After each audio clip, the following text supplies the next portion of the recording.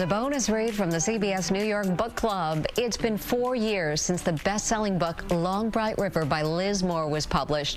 Now she has a new book out. The God of the Woods is set in the Adirondacks. It tells the story of what happens to a family in a town when siblings vanish years apart. Liz Moore, congratulations on this latest book.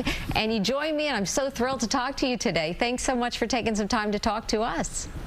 Thank you, Mary. I'm really thrilled to be here. Thanks. I understand you're in the Adirondacks now, so I can't wait to ask you about this. So you ramp up the tension in the book, just starting on that first page. You have a girl going missing from camp. She's a member of a family that owns the camp. Please tell me what inspired you to write this story. Sure, yeah. I am in the Adirondacks right now, although it doesn't look like it. I'm in a co-working space because my family's house in the Adirondacks, which we've had for many generations, does not have any Wi-Fi or cell phone reception. So I had to come into a place that had those things.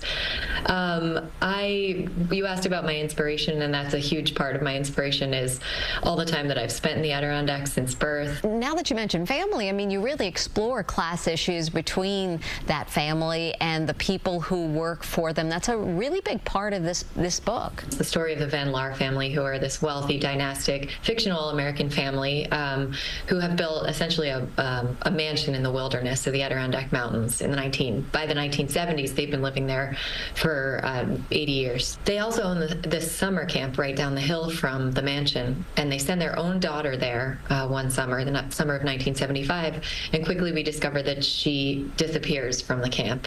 But she's not the first child of theirs to disappear, because her own brother also disappeared from the same grounds 14 years earlier.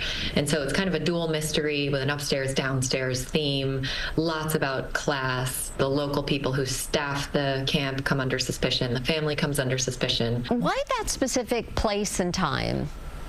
Well, the book is tethered to a couple of real moments of historical inspiration. So there is a real serial killer named Robert Garrow who haunted the Adirondacks in the 1970s. And his story was the inspiration for a secondary character who is a serial killer named Jacob Sluter, who's kind of hovering in the background of the camp, of the story, informing the atmosphere of the story. I'm so fascinated by your experience in the Adirondacks and then writing there.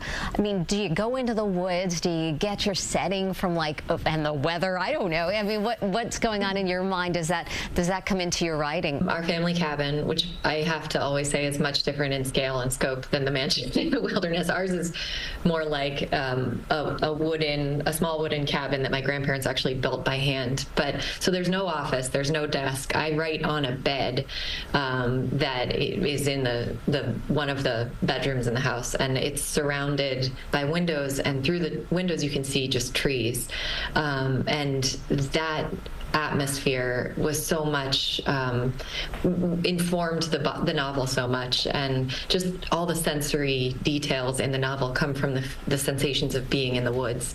And I think that that's a double-edged sword, because there's so much beauty in the wilderness, but there's also constantly a sense of aloneness and the potential for getting lost in the woods, which is another big theme in the novel. And so many points of view in this book as well. It was a lot to keep track of, and the multiple timelines were as well.